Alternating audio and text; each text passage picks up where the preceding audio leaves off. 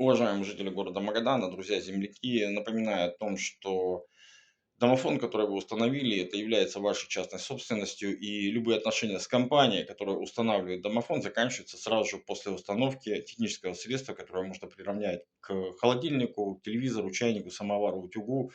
В общем, обычное техническое средство, которое является вашей собственностью, как и входная дверь, любое взимание, а также отжим, отбор, взимание платы за несуществующие коммунальные услуги являются незаконными.